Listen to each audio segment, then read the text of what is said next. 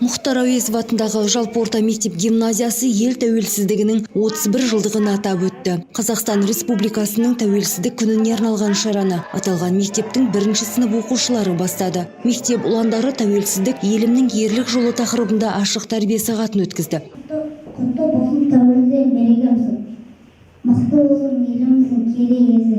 Жүректе намыс ұлты уақытта күш берері жастардың сарқылмаған.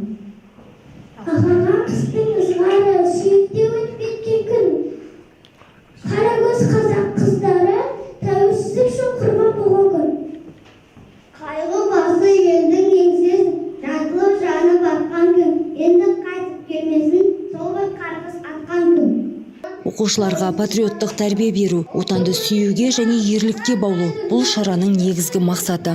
Сондай-ақ ұйымдастырушылар желтоқсан оқиғасын да ұмыт қалдырған жоқ. Қазақ елінің тәуелсіздігі жолында талай жас құрбан болды. Ел азаттығы үшін басын бәйгеге тікті. Солардың бірі 1986 жылғы желтоқсан оқиғасының куәгері Ләззат Тұрсынбекқызы. Ләззат Тұрсынбекқызы қазіргі таңда Мұхтар Әуезов мектеп гимназиясының директордың тәрбиесі жөніндегі орынбасары болып қызмет атқарады. Өткен күндердің салмағын жастарға сезіндіру үшін ауырда болса естеліктерімен бөлісті. Тәрбие сағатында отырып өзім жас кезім есіме түсті. Өйткені мен 86 жылы желтоқсан айында өткен 16-17 желтоқсан күндері болған қазақ жастарының көтерілісінің куәгерімін, соның ішінде болғанмын. 16 желтоқсан күні милицияға ұсталып, милицияның жылжымалы пунктінде жарты күн қамауда отырғанмын. Әйтеуір алла сәтін салып, менің жолым болып, сол қамаудан ары қарай түрмеге жетпей, қасымда жолдас қызымды қоса алып, қашып кеттім. Сол қашқаннан қашып, әйтеуір жатақханаға кешке дейін жетіп, өйткені көліктер жоқ, жолдың бәрі жабық, алдағы төңкеріліп өртеп жатқан автобустар өте қиын жағдайлар болды.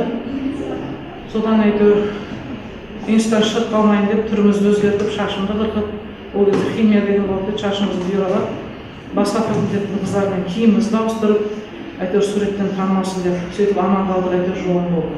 Бірақ өте көп жастар, студенттер қиын жағдайда болды, жұмыстан шығып жатты, ұрылды, соғылды, қамалды, қанша жылдан кейін енді ақталып жатыр ғой, бірақ ол кезде қиыншылықтың бәрін айтып жету қиын. Қазір мына тәрбие сағатында отырып, соның бәрі көз алдыма келіп оқыдым. Керемет тәрбие сағаты болды. 1-ші классқа өте ауыр тақырып, бірақ балалар алып шықты. Ашық тәрбие сағаты тарих пен танымға негізделді. Ұстаздар тамыры терең жайылған тәуелсіздіктің қандай қиындықпен келгенін, оған қол жеткізу үшін қаншама жас боздақтарымыздың өмірі құрбан болғандығын жіті түсіндірді. Қазақстанның келер болашағы өсіп келе жатқан ұрпақтың қолында. Сондықтан әрбір жас елдің өркендеуі мен көркеюіне үлес қосатын азамат болып өсу үшін тәуелсіздіктің қадірін білуі тиіс. Жансая Бейсенбайқызы, Сұңқар Бакиров, Арт ТВ жаңалықтары.